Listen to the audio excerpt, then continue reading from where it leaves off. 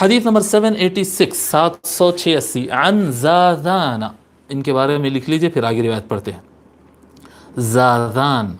پہلے زے الف پھر ذال الف، رازا والا زے ہے پہلے پھر دال ذال والا ذال، تو عن زاذان، ٹھیک ہے، کیا نام ہے ان کا؟ ابو عمر، ابو عمر زاذان الکندی، ابو عمر زاذان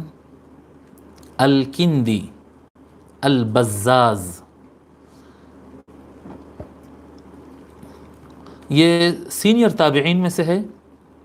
اور آپ کا انتقال 82 ہجری کو ہوا۔ تو زاذان الکندی رضی اللہ عنہ روایت کرتے ہیں کہ مولا علی علیہ السلام نے حدث حدیثا فکذبہ رجل، مولا علی علیہ السلام ایک بات بیان کیے کسی محفل میں، مولا علی علیہ السلام ایک بات بیان کیے تو ایک سامنے سے ایک آدمی ان کو جھٹلا دیا، ایک آدمی تھا سامنے بڑا بدماش تھا، وہ جانتا تھا کہ مولا علی علیہ السلام صحیح کہہ رہے ہیں، اس کے باوجود وہ بدماشی کیا، کوئی کسی مسئلے پر کوئی معاملے میں تنازع تھا، مولا علی علیہ السلام صحیح بیان کر رہے ہیں اور یہ جھوٹ بیان کرتے ہوئے کہہ رہا ہے کہ نہیں مولا علی نے جھوٹ کہا، حضرت مولا علی علیہ السلام کے اوپر جھوٹ باندھ رہا تھا وہ، تو مولا علی علیہ السلام فرمائے فقال له علی علیہ السلام ادعو علیک ان قلت کاذبا، اگر تو یہ جھوٹ کہتے ہوئے مجھ پر جھوٹ باندھ رہا ہے، یعنی ایسا ہو سکتا ہے نا سامنے والے کو غلط فہمی ہو گئی،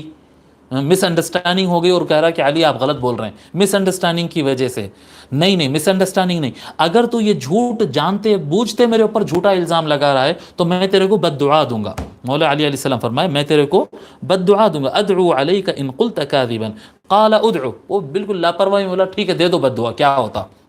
دے دو بد دعا، فدعا علیہ، مولا علی علیہ السلام اس شخص کو بد دعا دیے، فلم یبرح حتی ذهب بصره، وہ اپنی جگہ پہ سے اٹھنے سے پہلے اندھا ہو گیا تھا،